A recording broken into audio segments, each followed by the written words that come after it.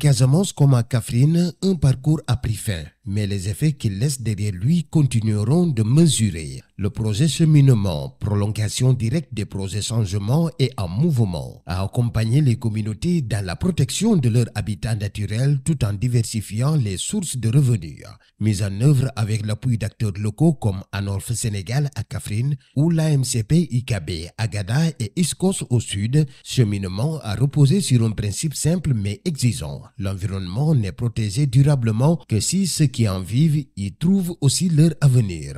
Pour ISCOS, acteur clé de la coopération entre Italie et le Sénégal, l'enjeu était de transformer la solidarité en outil concret. Et donc ce projet cheminement a été présenté par mes collègues d'ISCOS Émilie-Romagne, la région Émilie-Romagne, et il est d'ailleurs financé par la région Émilie-Romagne en Italie.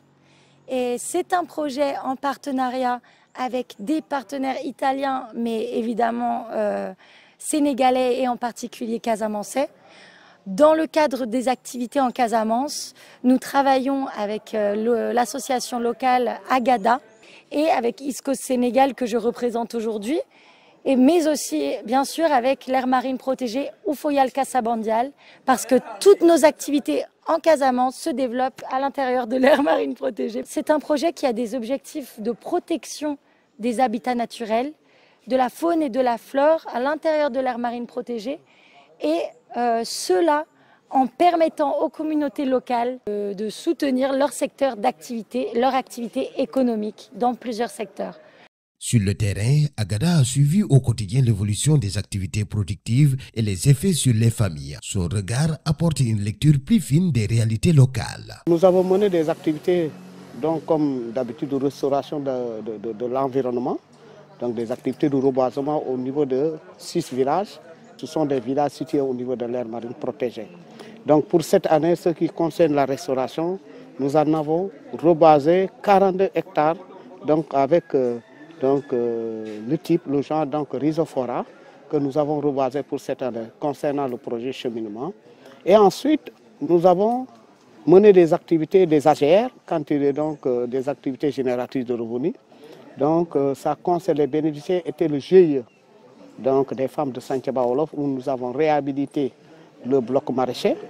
Donc nous les avons installé une pompe solaire, donc immergée, et aussi du matériel. Et elles ont pu bénéficier aussi de formations sur le compostage naturel et la comptabilité. Donc aujourd'hui, là où nous sommes vraiment, donc, les femmes, les GIE des femmes de Santhiaba, ils sont sincèrement à pied d'œuvre pour vraiment commencer des activités horticoles. Donc aujourd'hui déjà, ils ont commencé à faire les planches. Donc nous avons mis à leur disposition une technicienne stagiaire en horticulture qui va les accompagner donc, durant 3 mois pour voir vraiment la rentabilité de cette activité donc, au niveau du GIE. Donc pour continuer, donc, nous avons aussi des activités d'écotouristique. Donc la plupart de ces activités sont au niveau du village de la Pointe-Saint-Georges. Donc comme vous le savez, à la Pointe-Saint-Georges, nous avons l'Observatoire des Lamantins. Il y avait déjà un comité de gestion donc, du Mirador qui était déjà mis sur place. Sincèrement, on a vu une appropriation donc, du projet. Déjà, tous les bénéficiaires donc, vraiment sont impliqués, donc, surtout du début jusqu'à la fin. Donc surtout, je remercie aux femmes de Santhiaba Wolof qui, depuis le début, donc, elles sont toujours à côté de nous pour vraiment réaliser cette activité parce qu'elles sont donc, demandeurs donc, de cette activité. Donc nous, c'est cette approche que nous avons adoptée, c'est-à-dire d'aller impliquer donc, les populations, les bénéficiaires dans nos actions. Parce que pour nous, il serait important de les consulter pour savoir réellement quel est leur besoin ou pas. Donc, sincèrement, pour cet aspect, nous avons vu une implication de toutes les villages, que ce soit le reboisement, que ce soit l'ostréiculture, que ce soit donc, les activités de recherche. Donc, on a vu vraiment un maillage, donc, une collaboration donc, étroite avec les communautés. Dans l'aire marine protégée communautaire Oufoyal Kassabandial, l'équilibre entre pêche et préservation reste délicat. Le président du comité de gestion de la MCP-IKB souligne les avancées, mais aussi les points de vigilance.